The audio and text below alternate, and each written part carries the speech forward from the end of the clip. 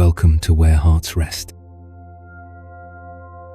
There's something we rarely say to each other, but I think it's time we got honest. Love can be exhausting. Not because we don't want to love, but because of how we've learned to love. We love by worrying, we care by controlling, we help by carrying everything on our shoulders. Have you ever felt like you're holding too much? Not just your own responsibilities, but other people's emotions, their problems they're not ready to solve, their sadness they're not ready to face.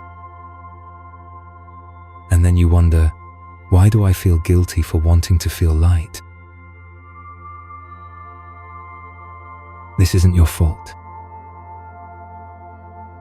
This is how the world has taught us about love, that it has to hurt to be real, that it has to be heavy to be deep. But there's another way to love, one that Buddhist wisdom has taught for thousands of years, to love without being swept away, to care without being depleted. Today, we're going to explore how to let our hearts rest while still continuing to love. Let me tell you about Margaret and her garden. Margaret was the kind of person who noticed everything, every wilting leaf, every struggling plant, every neighbor who seemed to be having a hard time. Her garden was her sanctuary, but it was also her mirror, reflecting back every lesson about love and letting go that she would ever need to learn. It started on a Tuesday morning in early spring. Margaret was kneeling beside her rose bushes, carefully pruning the dead growth from winter, when she heard the sound of her neighbor crying. Not the quiet, polite tears that people try to hide, but the deep, chest-heaving sobs of someone whose world had just shifted off its axis. Through the thin wooden fence that separated their yards, Margaret could see Linda sitting on her back steps, phone still clutched in her hand, shoulders shaking. Without thinking, Margaret dropped her pruning shears and hurried to the fence. "Linda, honey, what's wrong?" The story came out in fragments. Linda's mother, living 3 states away, had fallen and broken her hip. She was alone, scared, and refusing help from anyone. Linda's sister lived overseas and couldn't come back. Her brother had his own family crisis to deal with. It all fell to Linda's caretaking, the difficult conversations, the impossible decisions about assisted living. Margaret's heart ached listening to her friend's pain. "I'll be right over," she said, already mentally cancelling her morning plans, her lunch with an old friend, the afternoon she'd set aside for herself. What happened next became Margaret's pattern for the following months. Every morning she'd check on Linda. Every afternoon she'd find some reason to stop by bringing soup, offering to drive to medical appointments, staying late to help with phone calls to doctors and insurance companies. Margaret told herself this was love in action. This was what good neighbors do. This was how she could make a difference in someone's pain. But as weeks turned into months, something strange began happening in Margaret's garden. The roses she'd been so carefully tending started to look stressed. The vegetables she'd planned to grow remained unplanted. The peaceful mornings she used to spend with her hands in the soil became rushed, anxious affairs where she'd quickly water what absolutely needed watering before hurrying next door. One evening, as Margaret stood in her neglected garden, she caught sight of herself in the old mirror she'd hung on the garden shed, a whimsical touch that had always made her smile. But tonight, The woman looking back at her looked tired, strained, almost frantic. "When did I start looking like I'm carrying the world?" she whispered to her reflection. That's when Margaret's wise friend Elena called. Elena was one of those people who had a way of seeing straight through to the heart of things. "How are you doing with all of Linda's situation?" Elena asked gently. "I'm fine," Margaret replied automatically. "I'm just worried about her. She's going through so much." "I can hear that you're worried," Elena said softly. "But Margaret, how are you doing?" The question caught Margaret off guard. How was she doing? She realized she hadn't even asked herself that question in months. Every thought, every emotion, every decision had been filtered through Linda's crisis. I don't know," Margaret admitted. "I feel like if I stop helping, if I take even one moment for myself, everything will fall apart." Elena was quiet for a moment. "Can I share something with you? Something that helped me when I was drowning in my own need to fix everyone?" Margaret nodded, even though Elena couldn't see her. "There's an old Buddhist teaching about the moon and the water. When the moon shines on a still lake, you see a perfect reflection. But when the water is disturbed, when it's choppy and moving, the moon's reflection breaks apart into fragments. The moon hasn't changed, it's still whole, still beautiful, still shining. But the water's agitation makes it impossible to see clearly."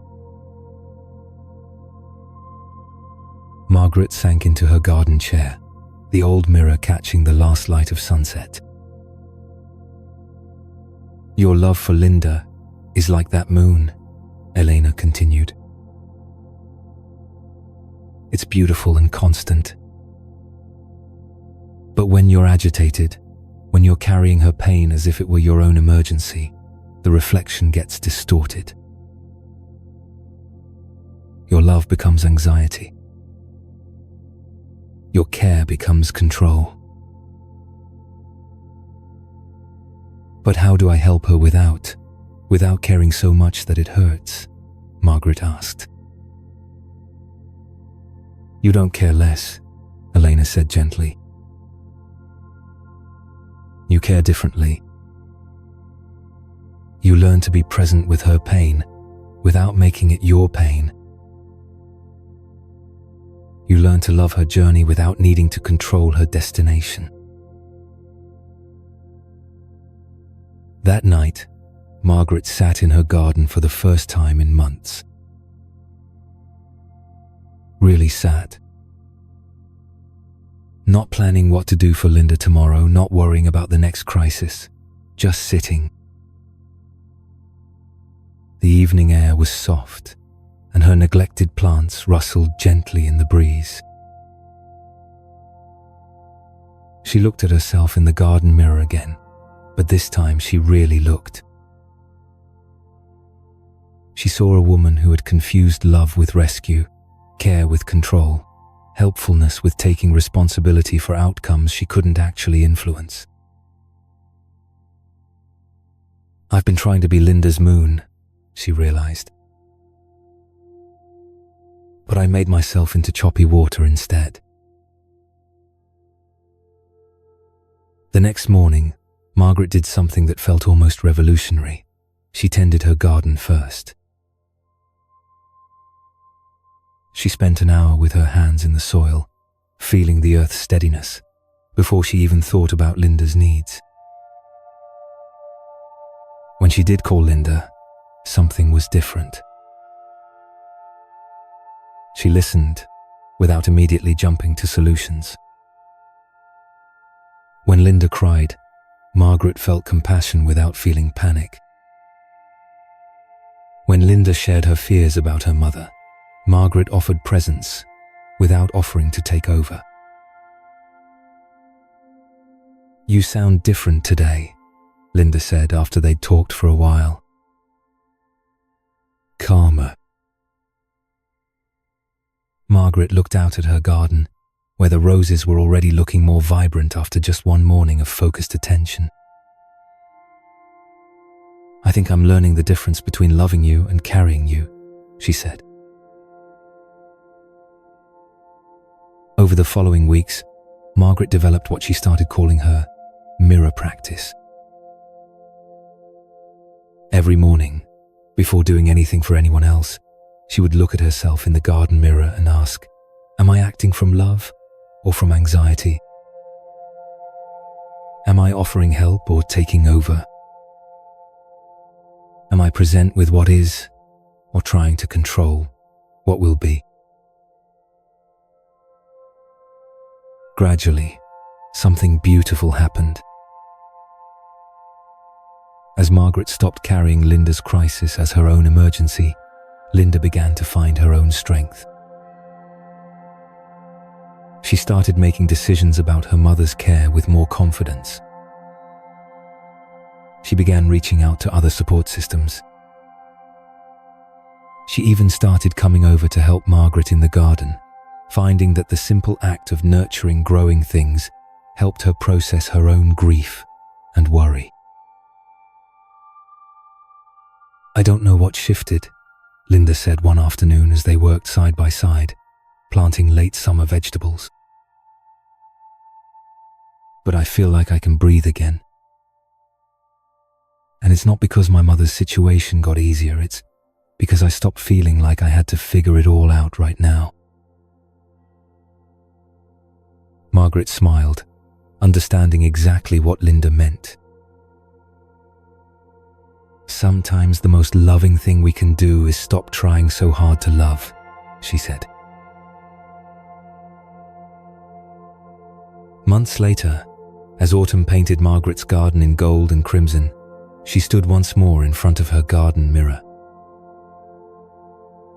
The woman looking back at her was different, still caring, still present, but no longer carrying what wasn't hers to carry.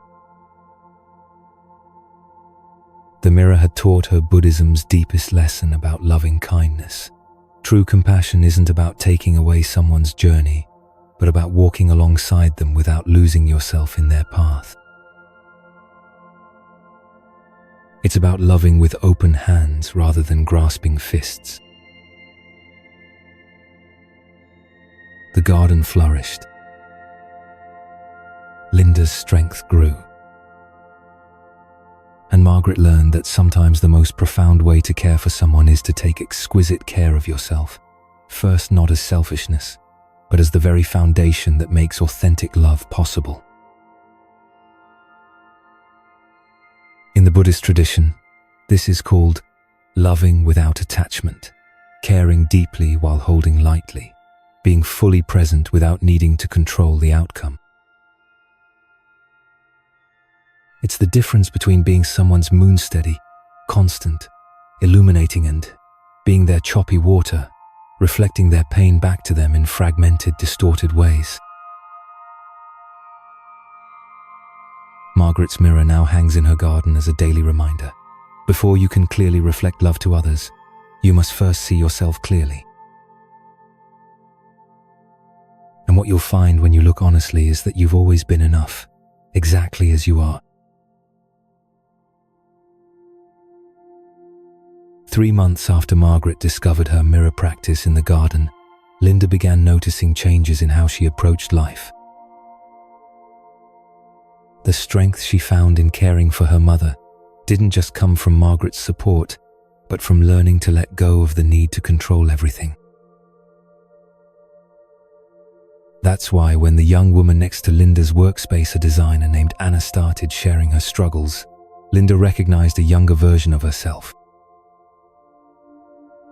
Anna, 28, talented but always stressed about having to prove herself.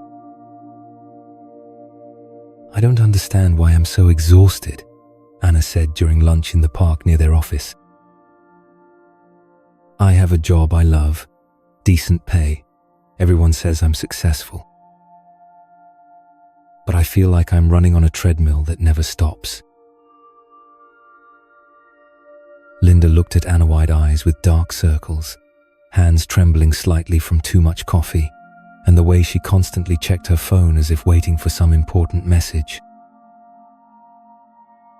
Anna, Linda said gently, can you tell me about a typical day for you? Anna began describing her day, and Linda heard a familiar pattern, but different from her own struggles. I wake up at 5:30 to work out because everyone says successful people need to maintain their health. On the way to work, I listen to self-development podcasts because I'm afraid I'm falling behind. At the office, I'm always the first to arrive and last to leave because I want everyone to see I'm committed. I volunteer for every extra project because I'm scared if I say no, they'll think I'm not dedicated enough. Anna paused to breathe. In the evenings, I spend 2 hours creating social media content because I think I need to build my personal brand. On weekends, I attend networking events because everyone says that's the key to success. And through all of this, I feel like I'm living a life that someone else wrote the script for. Linda nodded knowingly. Do you feel like you're being controlled by invisible strings? Anna looked at Linda with surprise. Exactly. Like someone's pulling strings and I have to dance along. But I can't see who's pulling those strings. Over the following weeks, Linda began sharing with Anna what she had learned from Margaret and Buddhist wisdom about letting go. But instead of just talking about release, they started identifying the invisible strings that were controlling Anna's life. There's a concept in Buddhism, Linda explained, as they sat on a park bench one afternoon. It's about recognizing psychological chains, beliefs, and expectations we think are real, but are actually illusions we've created. Anna listened intently. What do you mean? Think about the strings pulling you. The string of, I must always be perfect. The string of, I must please everyone. The string of, I must prove my worth every day. Are these strings real? Or are they just stories you tell yourself? Anna was quiet for a long moment. I never thought about it that way. I just thought that's how life works. That's the power of invisible strings, Linda said. They become so familiar that we forget we can cut them. Linda suggested Anna try a small experiment. This week, choose one string and cut it. Just one. Anna chose the string of constantly checking email. She usually checked her email every few minutes, even while eating lunch or talking with colleagues. What would happen if you only checked email 3 times a day? Linda asked. Everything would fall apart, Anna replied immediately. People would think I'm unprofessional. I'd miss something important. That's the string talking, Linda smiled. It's trying to convince you it's necessary for your safety. But if you cut it for 1 week, what would actually happen? The first week was difficult for Anna. Her hands automatically reached for her phone, like a deeply ingrained habit hard to break. But each time she felt the urge to check email, she reminded herself, this is a string. I can choose not to dance to it. The miraculous thing was, nothing fell apart. In fact, Anna began to realize that most emails weren't as urgent as she thought. She had time to truly focus on work without interruption. She even had a long conversation with a colleague without needing to check her phone. I feel like I just discovered I can breathe, Anna shared with Linda after the first week. I didn't know how suffocated I felt until it was gone. The second week, Anna decided to experiment with the string of, I must please everyone. When her boss asked who could work overtime to finish a non-urgent project, for the first time in her career, Anna didn't raise her hand. She sat there, feeling the discomfort in her chest, the voice in her head screaming, they'll think you're lazy. You'll never get promoted. But Anna had learned to recognize this as the voice of the string, not truth. What happened? Nothing. Her boss found someone else, and no one looked at Anna with annoyance or disappointment. The world kept spinning. I spent that evening painting, Anna told Linda, her eyes lighting up. I hadn't painted in 3 years because I thought I didn't have time. Turns out, I always had time. I was just spending it on invisible strings.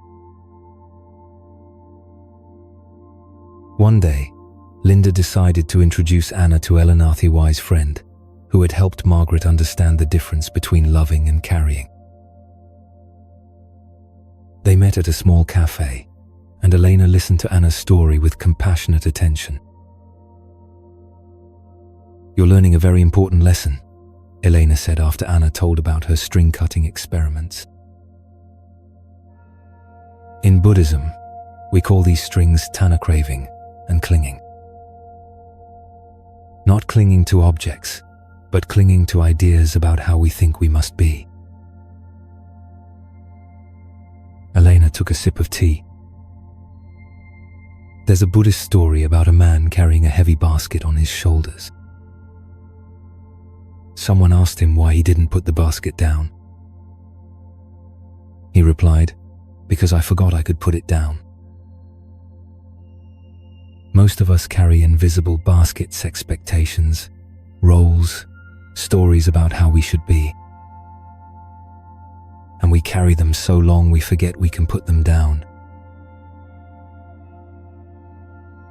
Over the following months, Anna developed what she called her string practice.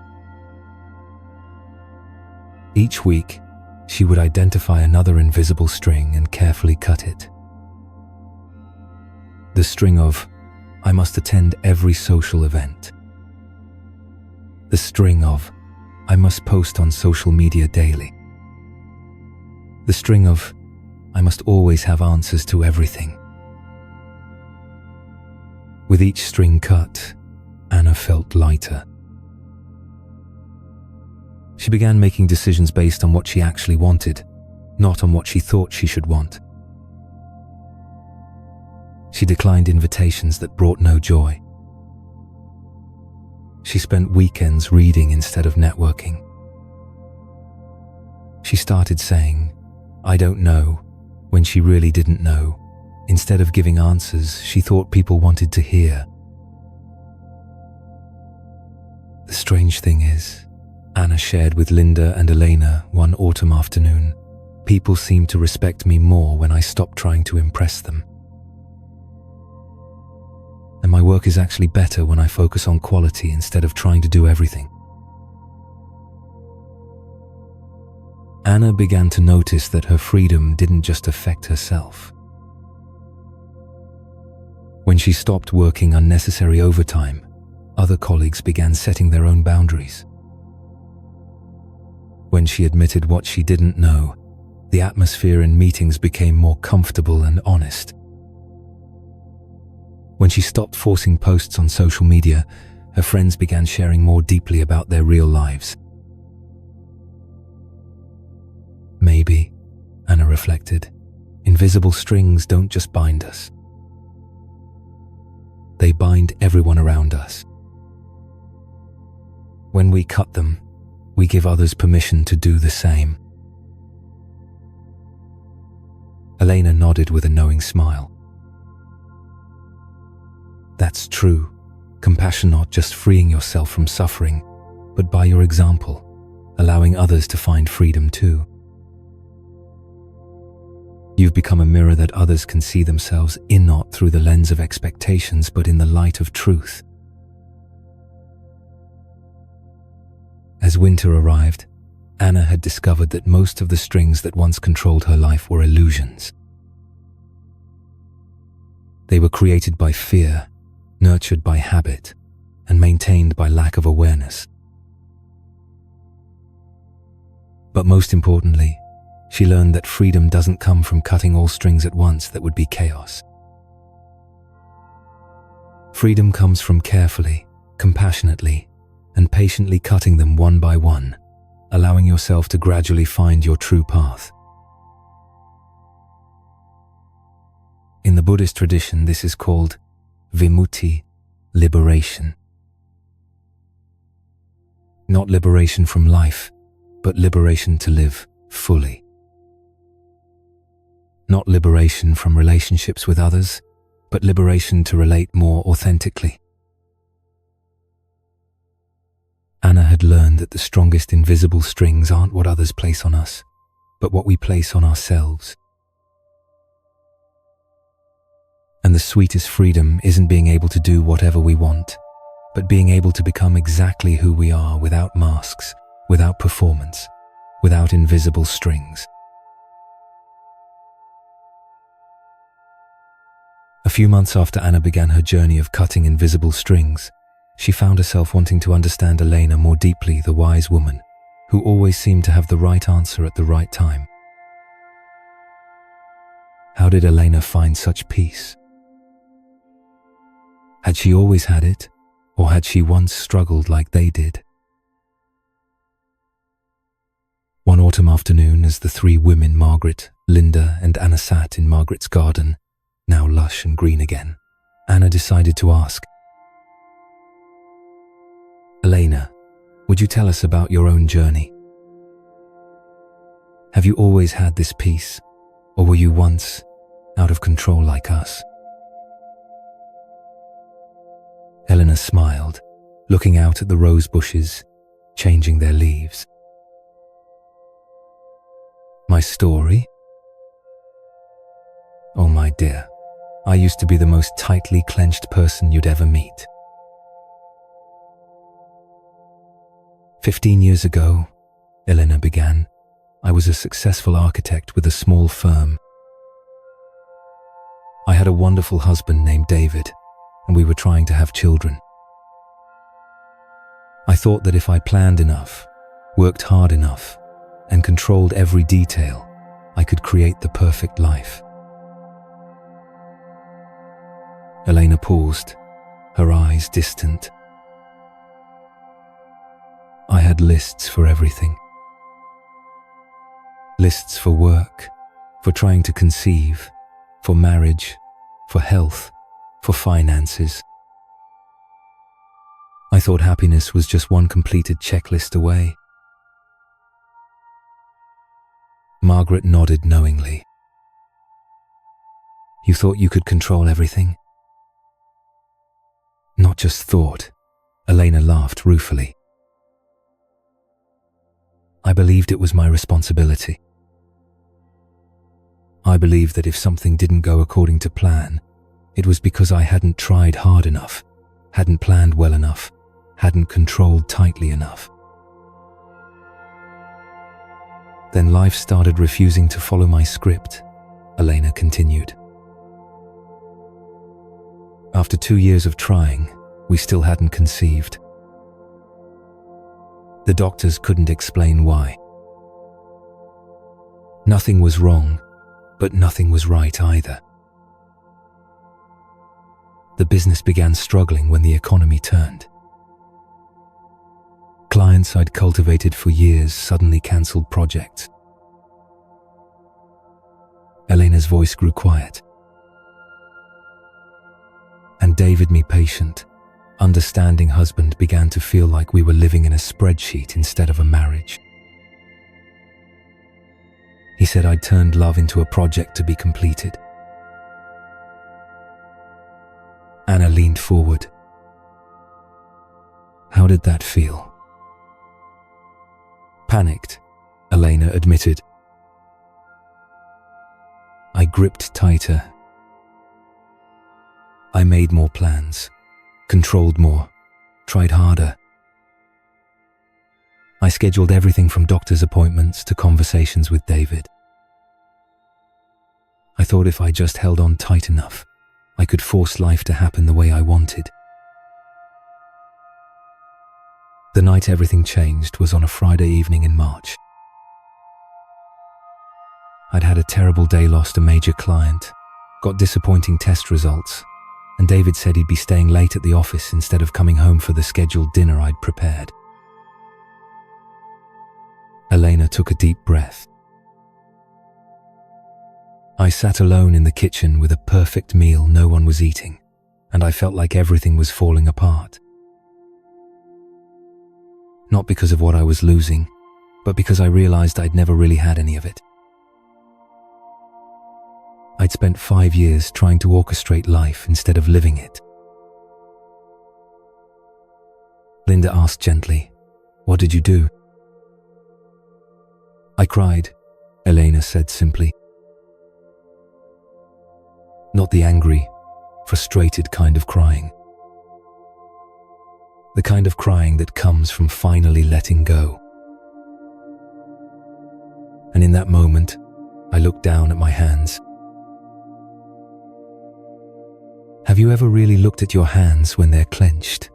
Elena asked, holding up both hands. I had been gripping so long I'd forgotten what my hands looked like when they were relaxed. She opened both palms, facing them toward the sky. That night, I opened my hands for the first time in years. And I realized something miraculous: when hands are clenched, they can't receive anything. But when they're open, they can welcome whatever comes. Margaret whispered, "And what came?" "Nothing at first," Elena laughed. But that was the beginning.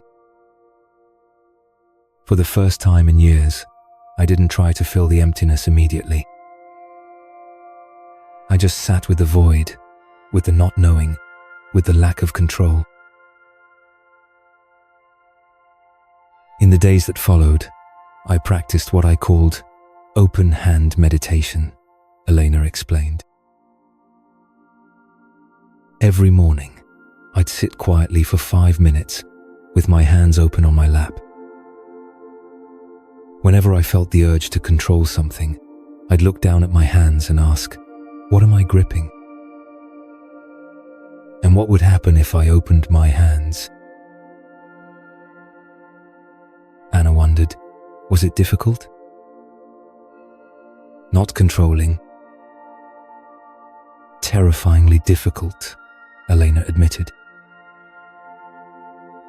The first few weeks, I felt like I was free-falling. Every instinct in me screamed, do something. Fix something. But I'd learned something from Buddhist tradition: sometimes the wisest action is non-action. Elena looked at each woman seriously. There's a concept in Buddhism called upadana clinging. It's not just about clinging to objects, but clinging to outcomes, to how we think life should unfold. I'd been clinging to the idea that happiness came from getting what I wanted when I wanted it. The miracles began when I truly let go, Elena continued.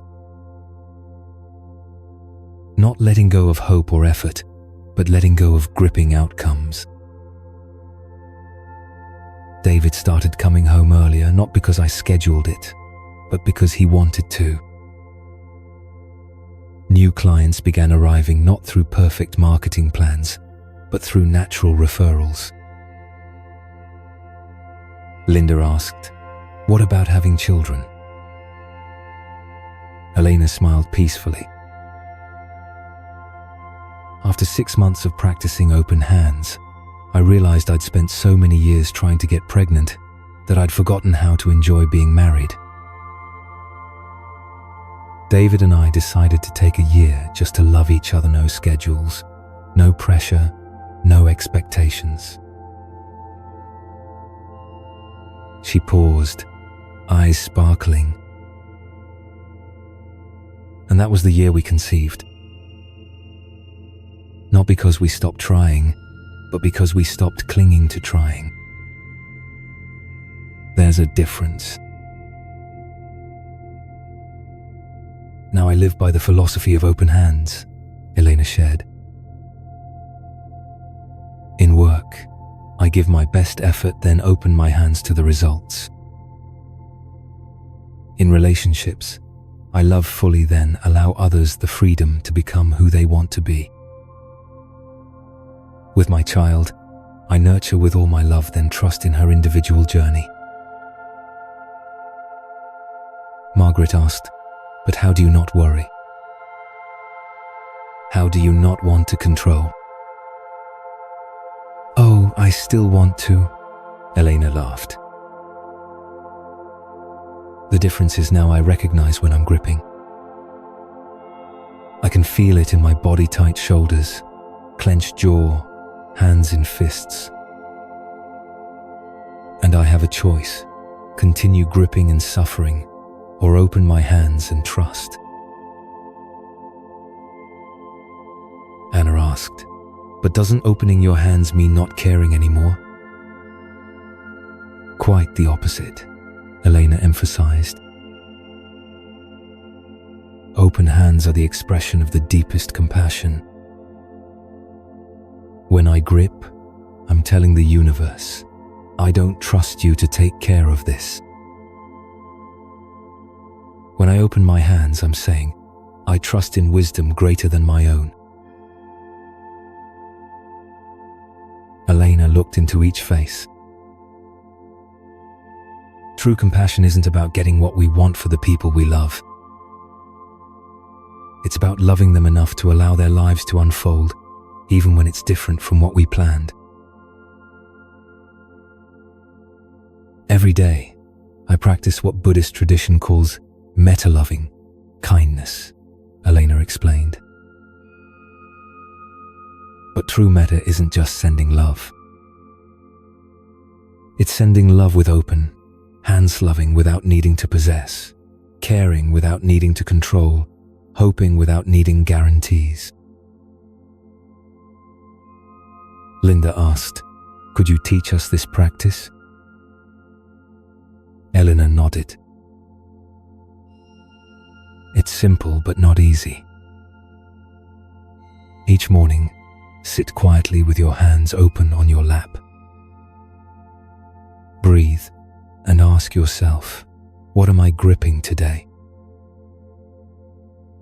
It might be the outcome of a project, someone's response, or how a situation should unfold.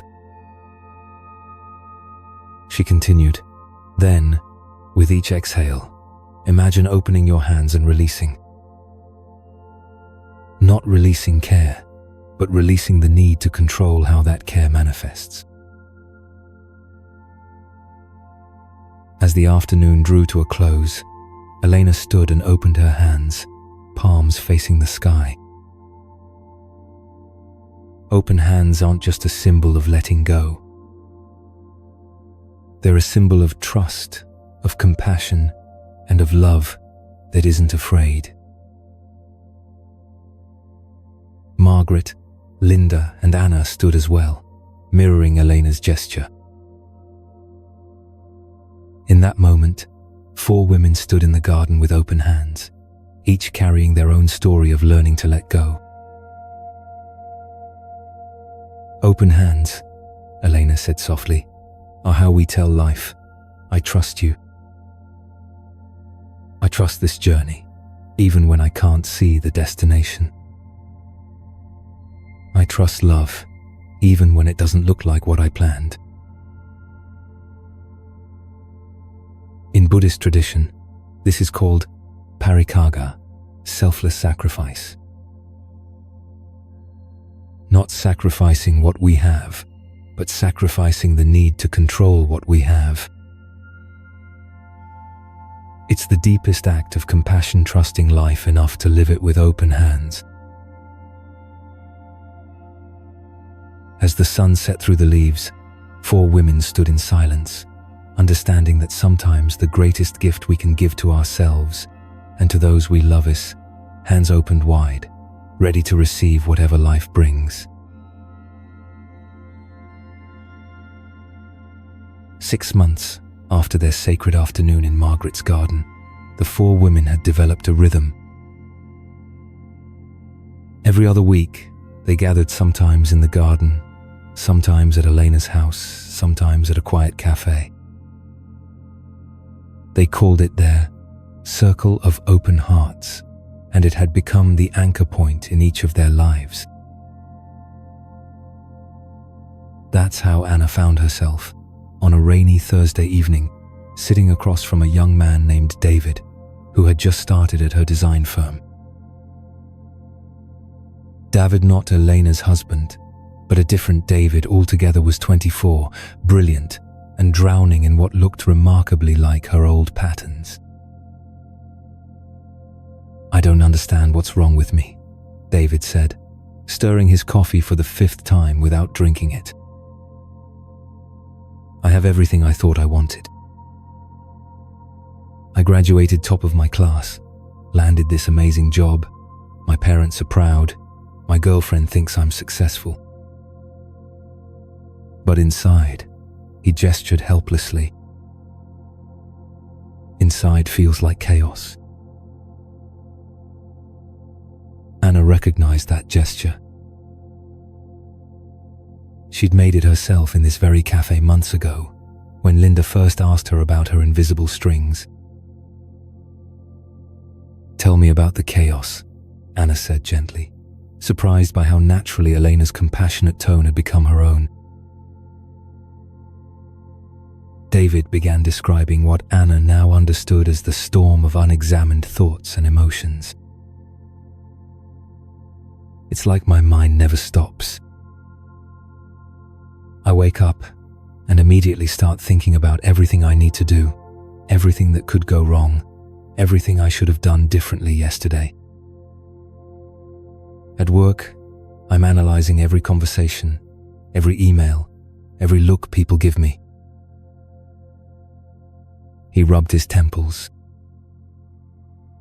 "I lie awake at night replaying moments from the day, having imaginary arguments with people who probably weren't even thinking about me. Sometimes I feel angry for no reason. Sometimes I feel sad about nothing specific. And sometimes I feel this weird emptiness, like I'm watching my life happen to someone else." Anna nodded, remembering her own experience of mental chaos before she learned to cut the invisible strings.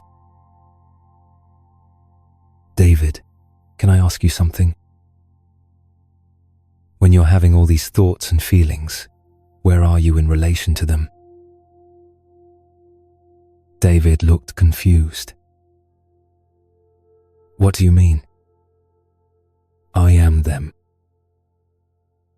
When I'm angry, I'm an angry person. When I'm worried, I'm a worried person. When I'm sad, I'm sad.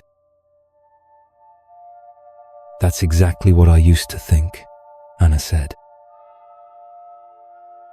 "But what if I told you there's another way to experience your inner life? What if you're not the storm? What if you're the sky that the storm moves through? Anna found herself sharing a story that Elena had told their circle just 2 weeks earlier.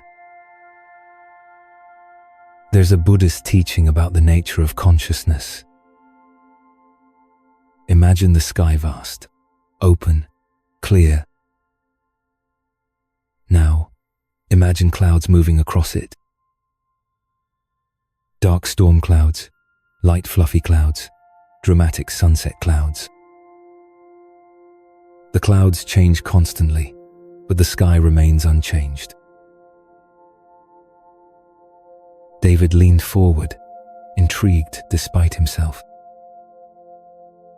Your thoughts and emotions are like those clouds, Anna continued. They arise, they intensify, they pass away. But you, your fundamental awareness, your capacity to observe and witness, you're the sky.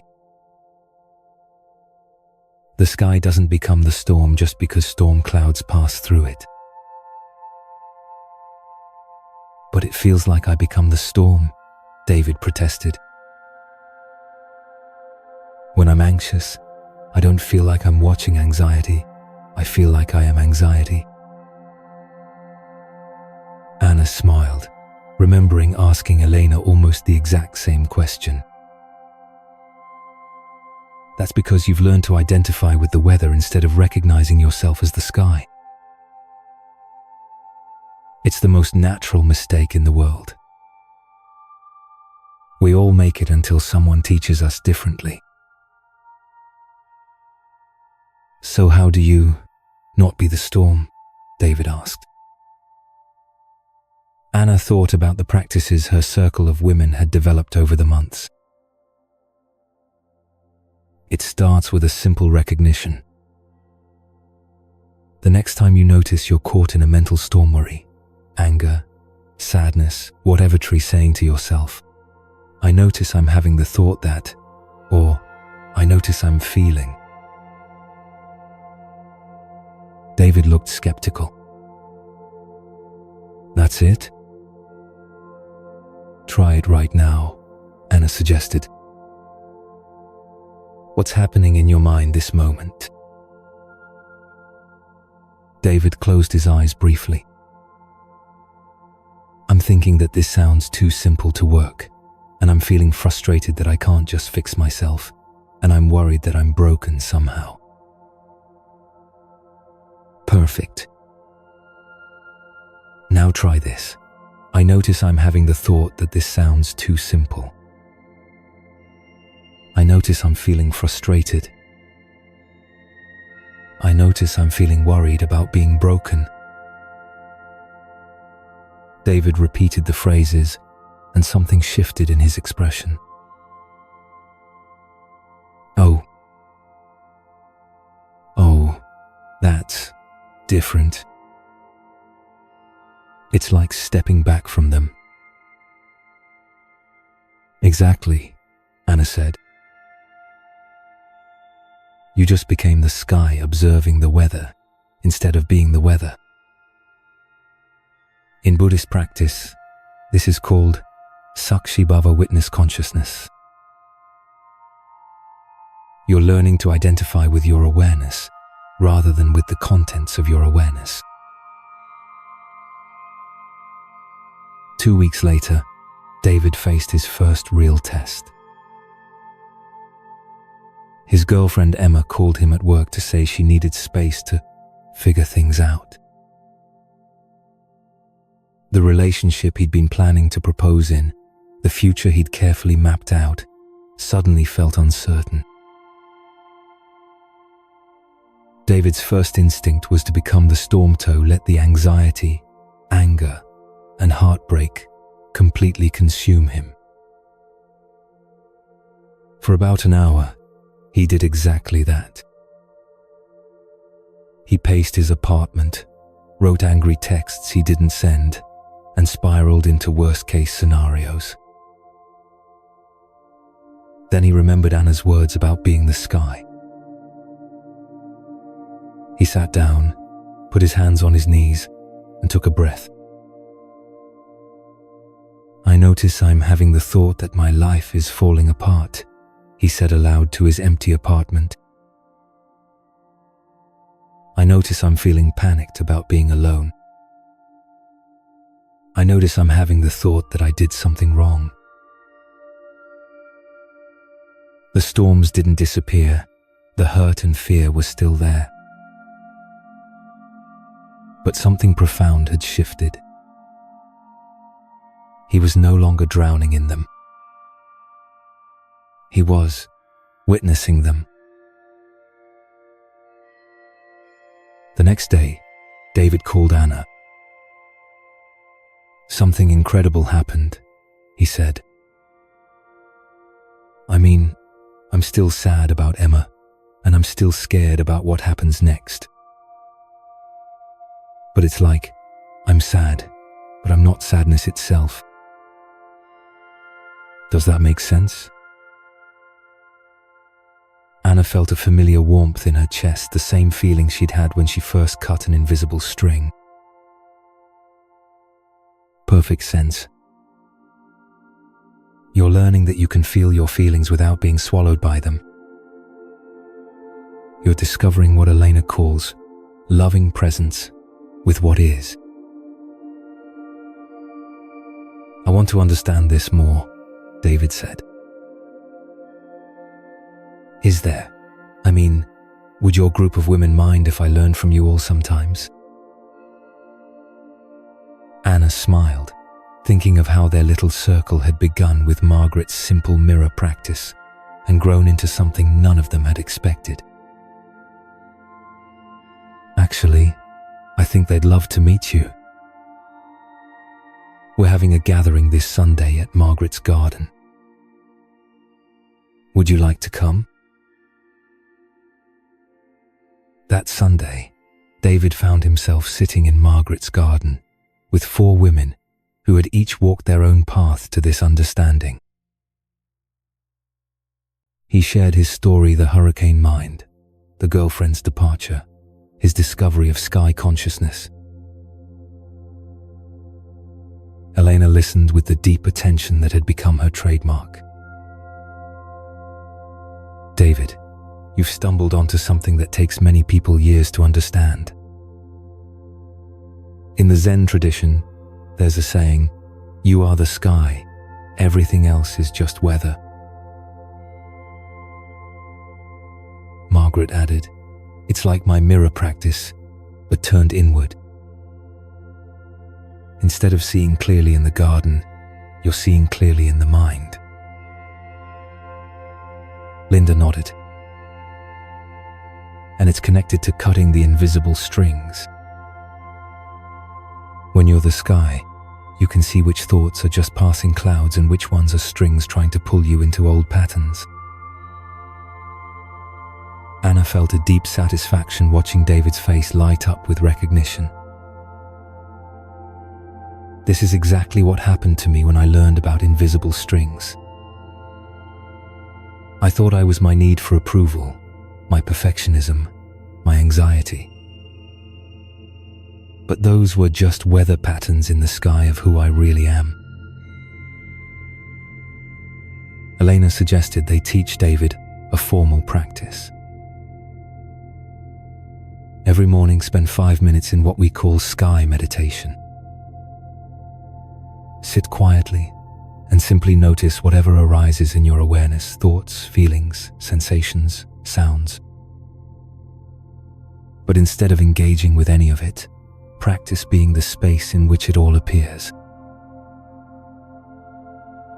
Think of yourself as the clear, open sky," Margaret added. "Let thoughts be clouds that form and dissolve. Let emotions be weather fronts that move through. Let sensations be like birds flying past. You don't need to chase the birds or push away the storms. You just remain the vast, peaceful sky."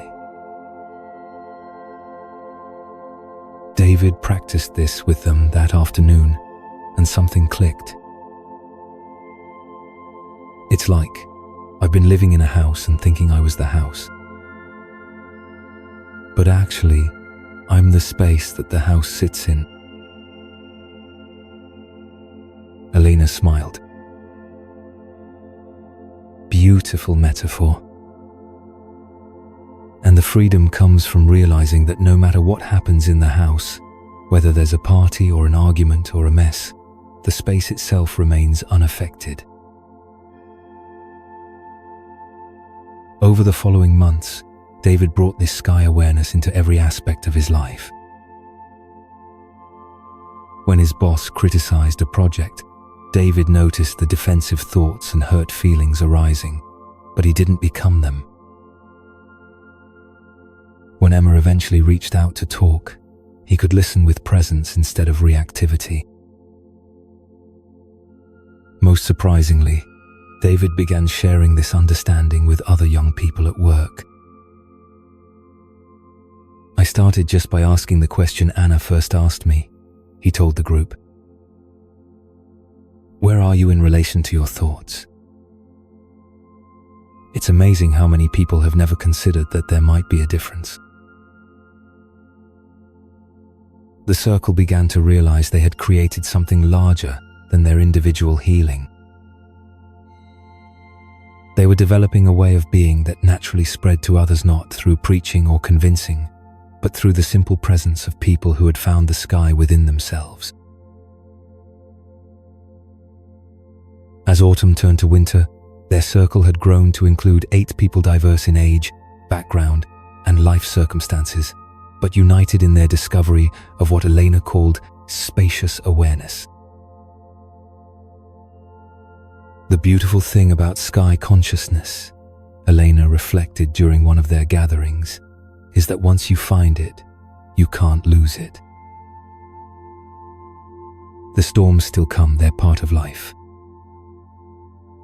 But you remember that storms pass, and you remain. David, now 6 months into his practice, had become one of the group's most natural teachers. I used to think I needed to fix or control or change my inner weather, he shared. Now I understand that the weather is just weather. My job isn't to control it. My job is to remain the sky. In Buddhist psychology, this understanding is called vijnana, pure consciousness aware of itself. Not consciousness of something, but consciousness itself, the unchanging awareness in which all experience appears and disappears. The storms still come for each of them. But now they know who they really are, not the temporary weather of thoughts and emotions, but the vast, unshakable sky of awareness itself. And from that sky, they can meet whatever arises with presence, compassion, and an open heart. Margaret thought she had learned everything about letting go until the phone call came on a Tuesday morning in late November. She was in her garden, pruning the last roses before winter, when Elena called with news that made her knees buckle. Margaret, I need to tell you something. Elena's voice was gentle but serious. I was at the doctor yesterday for my annual checkup. They found something. The pruning shears fell from Margaret's hands. In the months since their circle had formed, Elena had become not just a friend but an anchor, point the wise one who always had perspective, who taught them about open hands and trust. The idea of Elena being vulnerable, being sick, felt impossible. What kind of something? Margaret managed to ask. Breast cancer. Early stage, they think. Good prognosis. But Margaret, I'm scared." After they hung up, Margaret found herself standing in front of her garden mirror, but for the first time in months, she couldn't see clearly. Her reflection was distorted by tears, and her chest felt like someone had driven a stake through it. Within hours, the circle had assembled in Margaret's living room. Anna left work early. Linda cancelled appointments. David drove over from his office. They sat in a confused huddle, all looking at Elena as if she might suddenly announce this was a teaching exercise. But Elena looked smaller somehow, more fragile than any of them had ever seen her. Her usual serene composure was replaced by something raw, more human. "I've spent the last 24 hours practicing everything I've taught you all," Elena said with a shaky laugh. "Open hands, sky consciousness, mirror, awareness. And I'm failing spectacularly." Anna reached for Elena's hand. "How are you failing?" "I keep going from the news, which is just a fact, to all these stories about what it means. I'm not just dealing with cancer, I'm dealing with my terror about cancer, my anger that this is happening now when life finally feels good, my guilt about burdening all of you." David recognized something familiar. "It sounds like you're becoming the storm instead of staying the sky." Eleanor nodded. "Exactly. And that's when I realized there's something we haven't talked about yet. Something the Buddha taught that I think we all need to understand." Elena moved to the center of their circle, despite her obvious exhaustion. Even in crisis, she remained their teacher.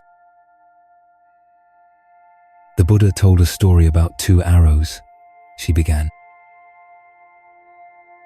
"He said that when life shoots an arrow at illness, loss, disappointment, that's the first arrow. It hurts. It's unavoidable. It's simply what happened." Margaret leaned forward. "And the second arrow?" "The second arrow is the one we shoot at ourselves. It's our resistance to the first arrow, our stories about what it means, our suffering about the suffering. The Buddha said the first arrow is painful, but the second arrow is what creates true suffering." Elena looked around the circle. "Yesterday, life shot me with the arrow of cancer diagnosis. That arrow hurts. I'm scared, I'm sad, I'm angry. But for the last 24 hours, I've been shooting myself with second arrows. Why me? What if I die? I've been so good, I don't deserve this. My poor family will suffer." Linda asked quietly, "So how do you not shoot the second arrow?" "That's what I'm hoping we can figure out together." David shifted uncomfortably. "Elena, I think I've been shooting second arrows my whole life without knowing it. When Emma broke up with me, the first arrow was sadness and disappointment. But I shot myself with 1,000 second arrows. I'm unlovable. I'll never find anyone. I must have done something wrong." Anna nodded vigorously. "Yes. When my boss criticized my work, the first arrow was just feedback. but I turned it into I'm not good enough. I'm going to get fired. I should quit before they fire me. Margaret saw the pattern too. When Linda's mother was sick, the first arrow was my friend needing help. But I shot myself with, I have to fix everything.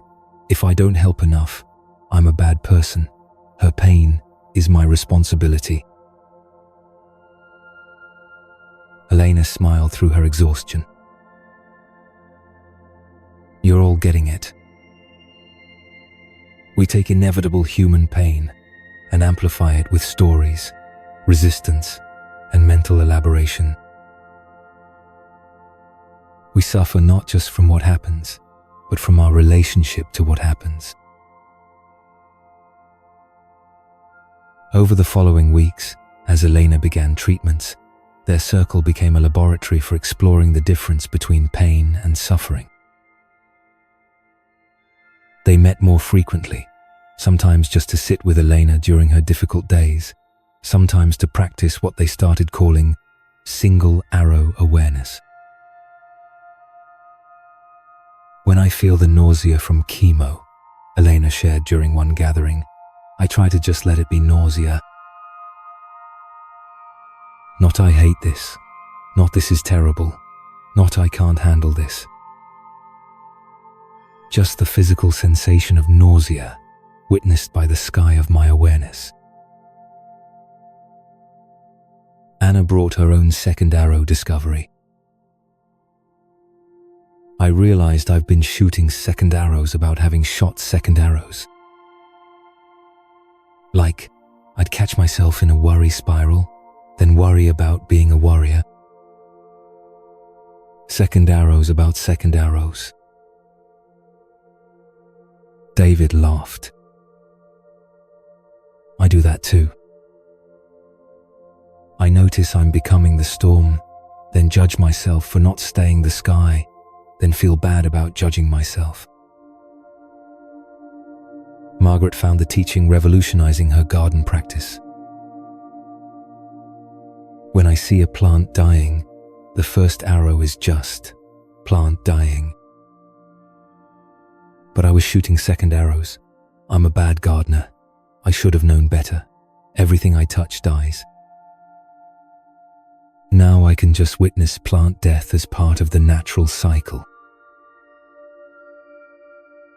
3 weeks into Elena's treatment, Linda faced her own first arrow when her mother finally fell and couldn't live alone anymore.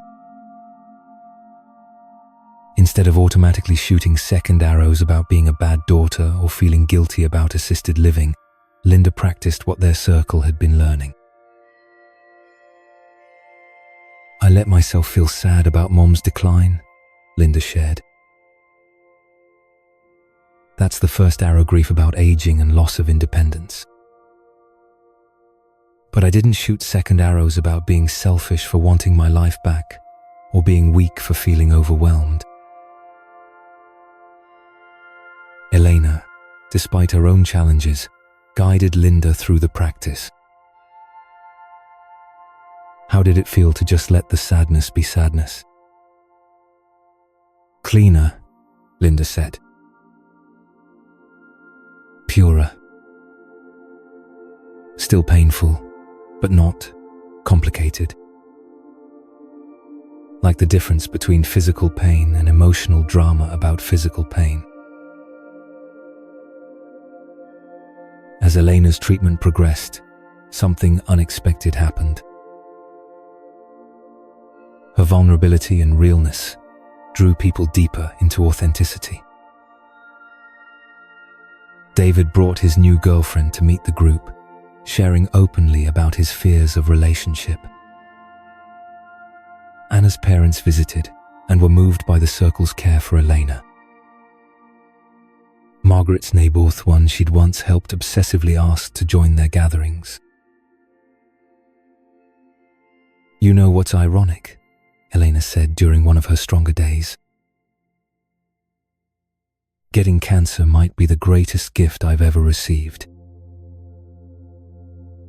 The group looked shocked. Not the cancer itself, Elena clarified, but being forced to live what I've been teaching. I can't just talk about open hands anymore. I have to actually live with open hands toward my own mortality. I can't just teach about sky consciousness. I have to remain the sky while storm clouds of fear and sadness move through. By spring, Elena was declared in remission. But the teaching of the single arrow had become woven into all their lives.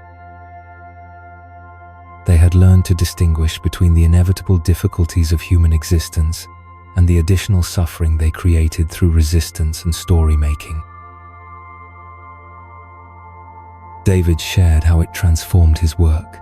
When projects get criticized, I feel disappointed. That's the first arrow. But I don't shoot second arrows about being a failure. Anna talked about relationships. When friends don't respond to texts immediately, I notice the small hurt first arrow. But I don't create stories about being unloved second arrow. Margaret reflected on aging. My body is changing. Energy isn't what it was first arrow of getting older. But I don't shoot second arrows about being useless or unattractive. In the Buddhist understanding, this is called dukkha, the recognition that while pain is inevitable, suffering is optional.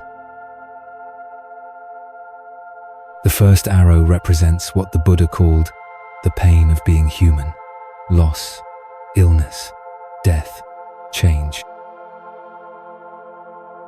The second arrow represents tanha, the craving for life to be different than it is. Elena, now with a wisdom deepened by her own encounter with mortality, offered their circle of final reflection. The first arrow teaches us compassion for ourselves and others facing inevitable human difficulties. The second arrow teaches us wisdom, the understanding that our stories about pain often hurt more than the pain itself. As their circle continued to grow and evolve, each member carried this teaching forward. Life will shoot its arrows. The question isn't how to avoid them, but how to receive them with grace, without shooting additional arrows at ourselves. In that grace, even in pain, there is freedom. 8 months after Elena's cancer diagnosis and successful treatment, their circle of open hearts had grown to 12 people. What started as 4 women sharing wisdom in Margaret's garden had become a small community of seekers, each drawn by the authentic transformation they witnessed in the original members. But growth brought complexity. Their newest member, Saraha, single mother of 3 who worked 2 jobs, arrived at their Sunday gathering in Margaret's garden looking like she hadn't slept in weeks. "I can't do this anymore," Sarah said, collapsing into one of the garden chairs. "I know all about first arrows and second arrows. I practice sky consciousness. I try to keep my hands open. But my life is just chaos. Constant motion. There's never a moment of peace." The group sat quietly, recognizing the exhaustion that went deeper than physical tiredness.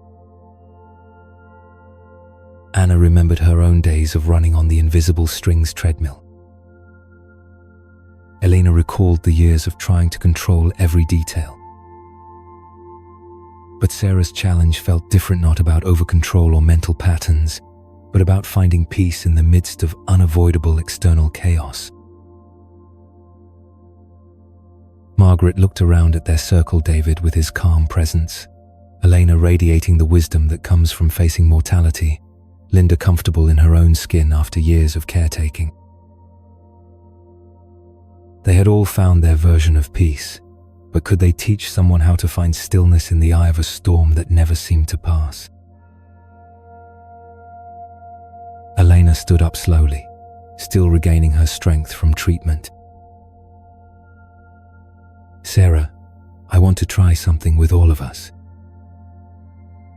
It might seem strange, but bear with me. She gestured for everyone to stand. I want everyone to start moving. Walk around the garden, pace, move your arms, shake your whole body. Get into motion. The group looked puzzled but complied. Soon 12 adults were wandering Margaret's garden in seemingly random motion, some walking in circles, others stretching, David doing what looked like a slow dance with an invisible partner. After a few minutes, Elena called out, "Now, while you're moving, I want you to find the part of you that isn't moving. Not your body that's obviously moving.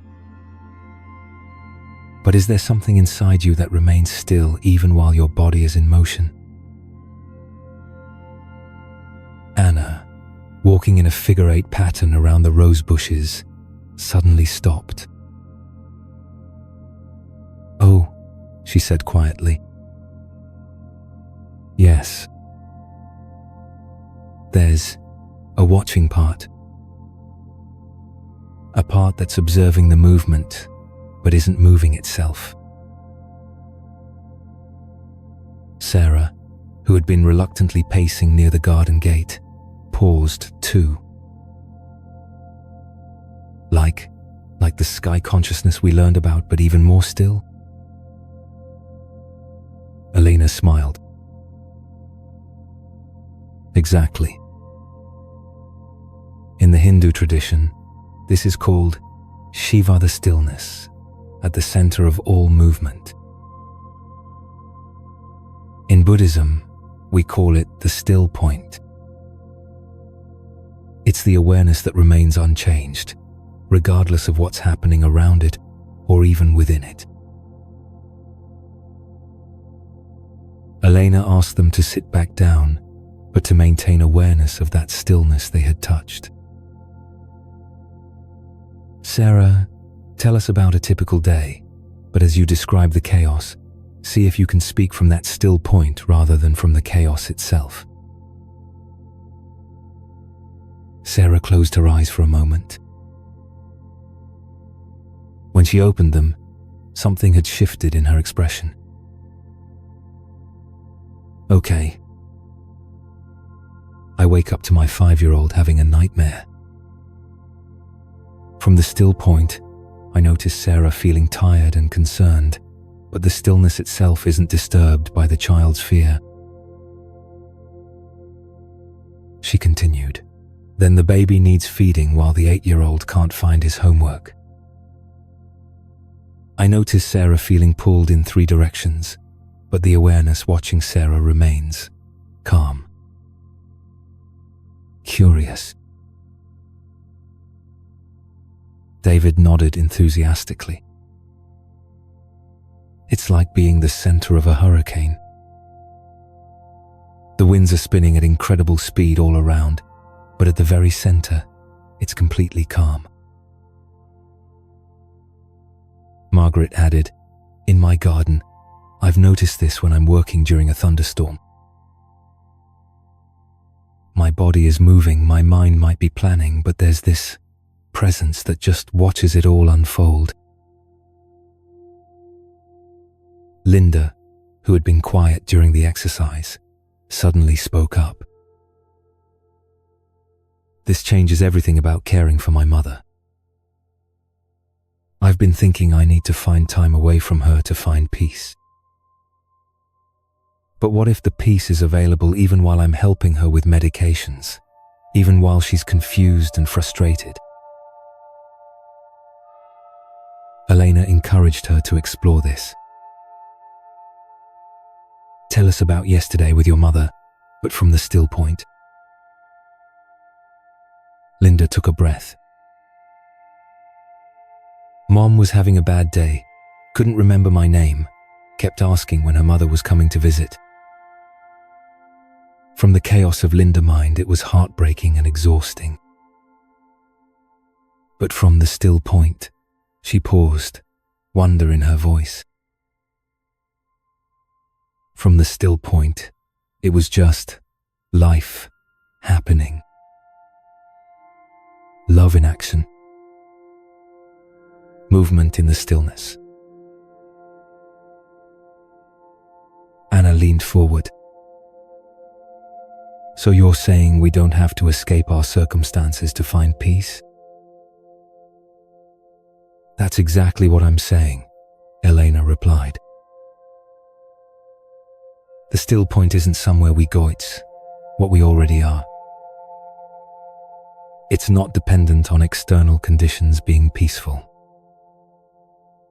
It's the peace that exists prior to conditions. Sarah volunteered to be the group's guinea pig for the week, practicing accessing the still point in the midst of her chaotic daily life. She would report back at their next gathering. Every morning, Elena instructed, before you get out of bed, take 30 seconds to find that stillness. Not to make the day calm, but to remember what you are underneath all the doing. The first few days were challenging. Sarah kept forgetting to access the still point until she was already overwhelmed. But by Thursday, something clicked. I was in the grocery store, she shared the following Sunday. 3 kids melting down in different aisles, my phone buzzing with work calls, realizing I'd forgotten my wallet. Normally, this would send me into complete panic. But I remembered the still point. She paused, smiling. I just stopped in the middle of the cereal aisle and found that stillness. And from there, everything became manageable. Not because the chaos stopped, but because I was relating to it from a different place. David had been practicing the still point in his design work. Deadlines used to send me into sky consciousness mode, observing the stress, but still feeling separate from peace. But the still point is different. I can be fully engaged in the deadline rush while resting in unshakable calm. Anna was curious. How is it different from sky consciousness? Sky consciousness helped me not become my thoughts and emotions, David explained. But I was still relating to them as whether I had to weather. The still point is more fundamental. It's the space in which even the sky appears. It's not watching the storm. It's the unchanging background of awareness that makes watching possible. Eleanor nodded approvingly. David's touching on something advanced here. The still point isn't a practice or a state we achieve. It's our fundamental nature. It's not something we cultivate, it's something we recognize we've always been. Margaret shared how the still point teaching had deepened her relationship with her garden. I used to think my peace came from the quiet moments in the garden. But I'm realizing the peace was there while I was rushing around in the chaos too. I just wasn't paying attention to it. She gestured toward her flourishing roses. Plants grow from a still center. Even in wind and rain, there's a stillness at the root that remains undisturbed. I think we're like that too. Elena added, in the Taoist tradition, they call this wu-wei action from stillness. not inactive, but active from a place of deep rest. The tree doesn't struggle to grow. It grows from its essential nature of stillness. As their understanding deepened, the group began to experience something remarkable: collective access to the still point. During their Sunday gatherings, they could drop into shared stillness even while discussing practical matters like scheduling or planning community service projects. "It's like we're all touching the same fundamental peace," Anna observed. "Different bodies, different minds, but the same essential stillness." Sarah, transformed from the exhausted mother who had first collapsed in Margaret's garden, became one of their most effective teachers. "I tell other parents, you don't need to escape your children to find peace. You don't need a quiet house or a meditation retreat. The stillness you're seeking is right here, right now, in the middle of the beautiful chaos of life." By winter, members of their circle were sharing the still point teaching in their various communities. Elena taught it to other cancer patients dealing with treatment chaos. David introduced it to stressed colleagues. Margaret shared it with gardening club members dealing with climate change anxiety. The teaching was simple but profound. Regardless of external circumstances, there exists within each person a point of absolute stillness, not empty or void, but full of peaceful awareness. This stillness isn't achieved through practice. It's recognized as our fundamental nature. In the deepest Buddhist understanding, this is called Dharmakaya, the unchanging, luminous awareness that is our true nature. It's not a thing or a state, but the very ground of being itself, always present, never disturbed, the source of all genuine peace. As Elena reflected during their final gathering of the year, "We spent so much time learning to let go, to cut strings, to open hands. But the still point teaches us that what we are was never caught in the first place. We are the stillness that allows all movement, the peace that makes all experience possible."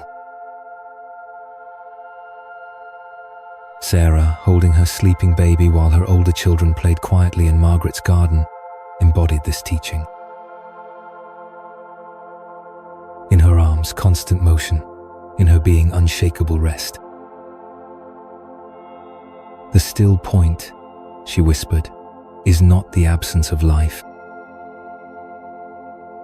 It's life's deepest secret that peace and chaos can dance together, and we are the stillness in which they dance."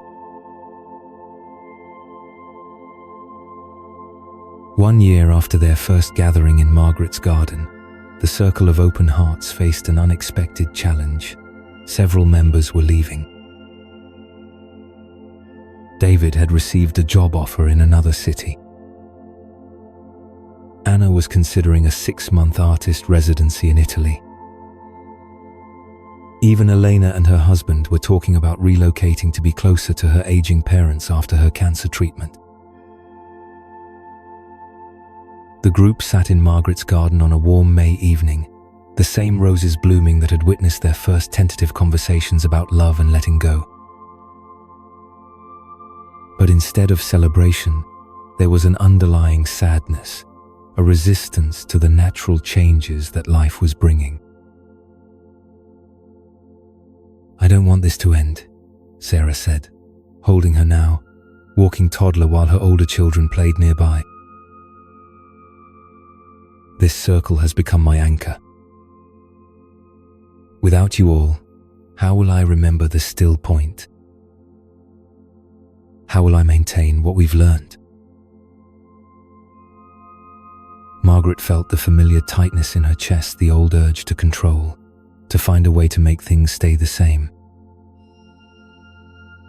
Maybe we could do video calls, she suggested. Or create some kind of schedule for visiting each other. Elena watched the group with the gentle smile that had become her trademark. At 62, with grey hair that had grown back curlier after chemotherapy, she had a quality of deep listening that made others feel truly heard. But tonight, she also looked amused. "Has anyone noticed where we are?" Elena asked quietly. The group looked around, confused. They were in Margaret's garden, as always. "No," Elena said, standing and walking toward the small creek that ran along the back of Margaret's property. "I mean, has anyone noticed what's been teaching us all along?" For over a year, they had gathered within earshot of the creek that meandered through their neighborhood, but somehow they had never really paid attention to it. Now Elena stood at its edge, the gentle sound of flowing water suddenly impossible to ignore. "This little river has been here through every one of our gatherings," Elena said. "Through Margaret's mirror practice, Anna's string, cutting, my cancer treatment, Sarah's chaos, David's sky discoveries. It's been flowing constantly, never the same water twice, yet always the same river." Anna joined Elena at the water's edge.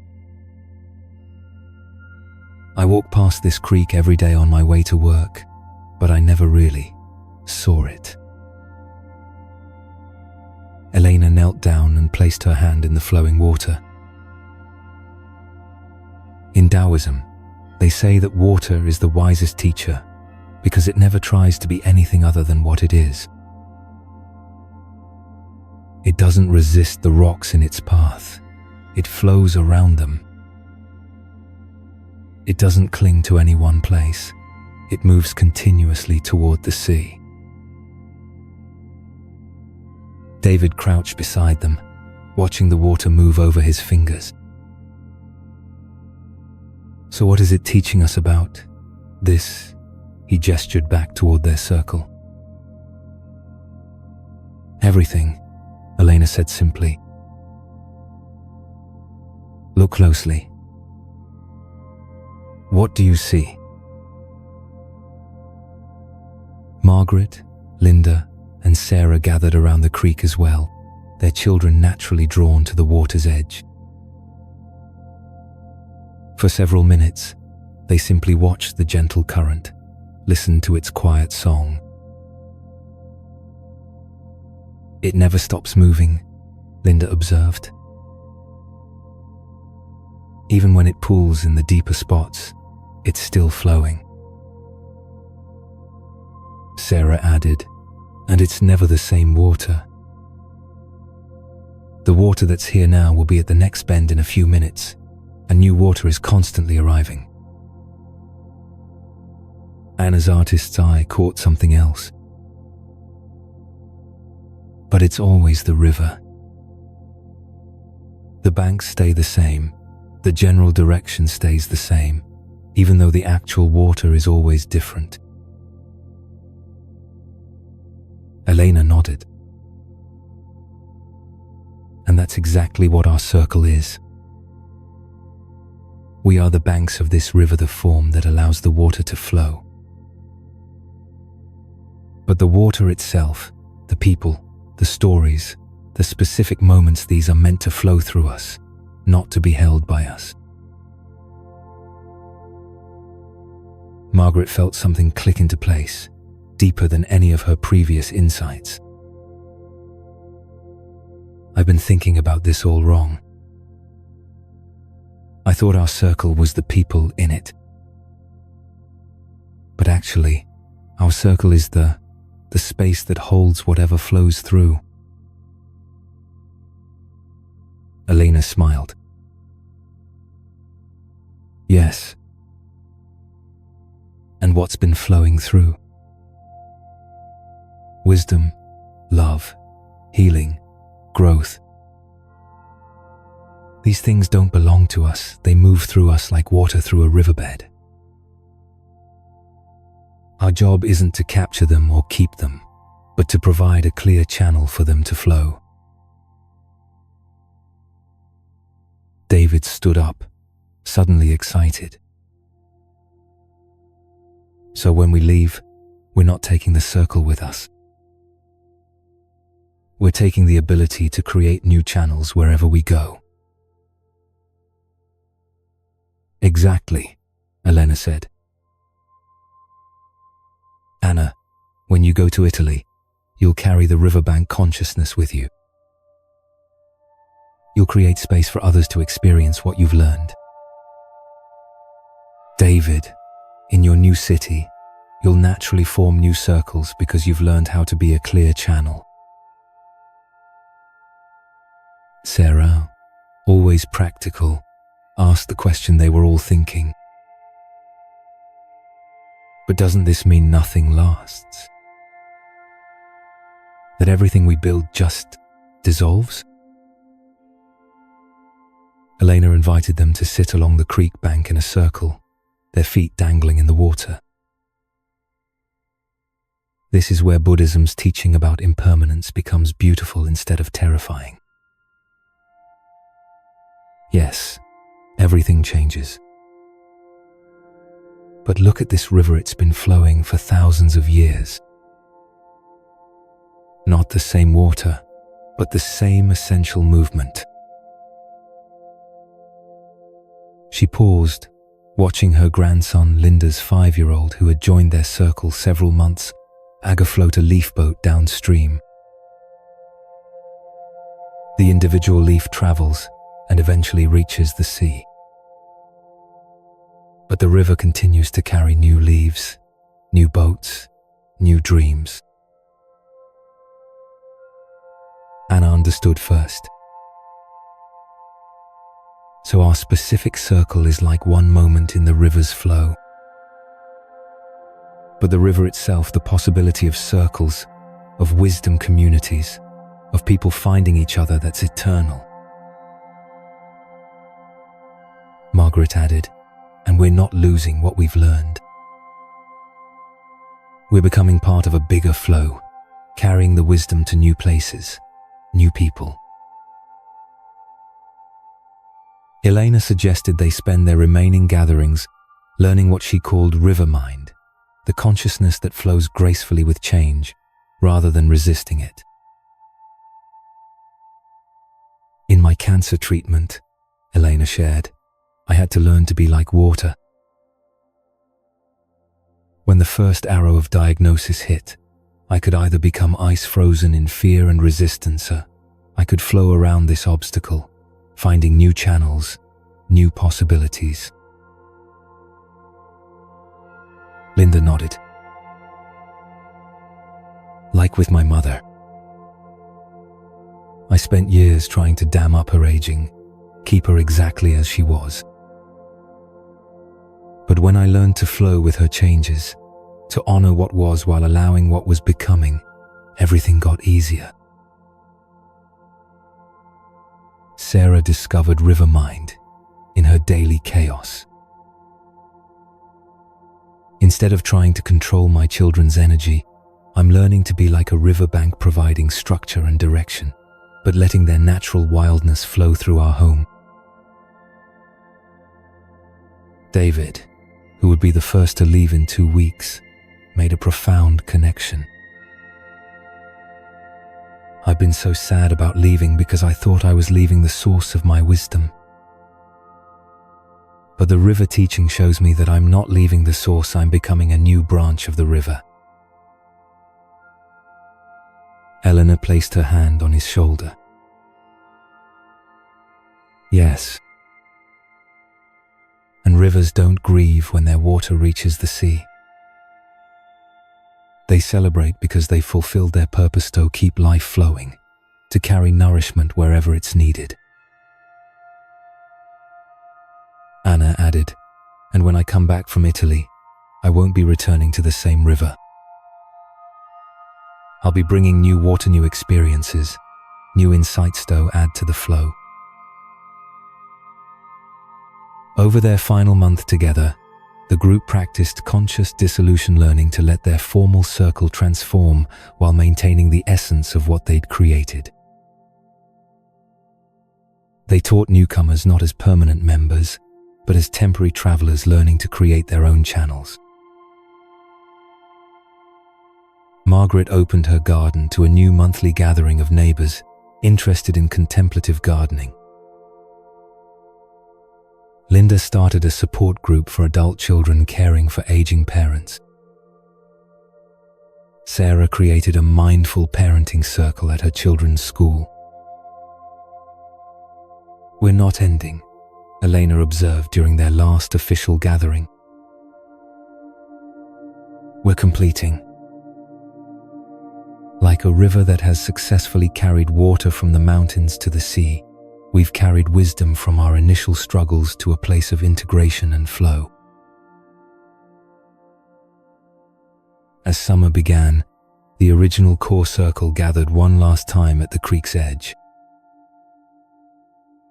Elena, now preparing for her own move, offered their final teaching. The Buddha taught about anicca impermanence.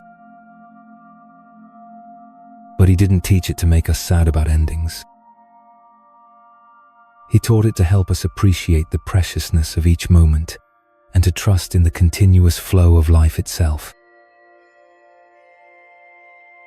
She gestured toward the creek, now familiar and beloved. This river teaches us that nothing is lost in the flow. Every drop of water that has passed through here has become part of clouds, rain, lakes, oceans. It keeps giving life wherever it goes. Margaret understood. So when our circle flows into new forms, new places, new people, nothing is lost. The love, the wisdom, the healing, it all continues, just in new channels. Eleanor nodded. And that's the deepest teaching of loving kindness, learning to love the flow itself, not just what we want to hold on to. Loving the river, not just our favorite stretch of water. In Buddhist understanding, this is pratityasamutpada, dependent origination. Nothing exists independently. Everything arises in relationship, flows through interconnection, and becomes the cause for new arising. The wisdom doesn't belong to any individual or group. It moves through the network of conscious beings like water, through an endless watershed. As they stood to leave for the last time as their original circle, Elena offered her final words. "We came together to learn about loving kindness and surrender." But the river teaches us that the highest loving kindness is releasing what we love into the larger flow of life, trusting that love finds its own way to wherever it's needed most. The creek continued its ancient song, carrying new water toward distant seas, teaching its eternal lesson. All things flow, nothing is lost, and love, like water, always finds its way. Do you remember Elena? The woman who sat in her car every morning, taking 3 deep breaths before carrying the world on her shoulders. The one who loved so deeply that loving had become carrying, and carrying had become drowning. If you met Elena today after her journey through the garden mirror, after learning to cut invisible strings, after opening her hands in trust, after discovering the sky of awareness, after facing cancer with single arrow grace, after finding the still point in chaos, after learning to flow like water, if you met her today, you might notice something different. She still loves deeply, perhaps more deeply than ever. But now she loves with the wisdom of someone who has learned the gentle art of surrender. Today, we've walked together through 7 sacred teachings, each one a doorway to a more spacious way of being. We learned with Margaret that love becomes clearer when we stop trying to carry what isn't ours to carry. That sometimes the most loving thing we can do is step back and let life teach its own lessons. We discovered with Anna that freedom comes not from getting everything we want, but from cutting the invisible strings of expectation that keep us dancing to fears instead of truth. We practiced with Elena the art of open-handed love, caring deeply, while holding lightly, trusting that surrender is not giving up, but giving over to something larger than our small plans. We found with David that we are not the storms of our thoughts and emotions, but the vast sky of awareness in which all weather passes through. We learned with Elena again that while pain is inevitable, suffering is optional, that there's a difference between life's first arrow and the second arrows we shoot at ourselves.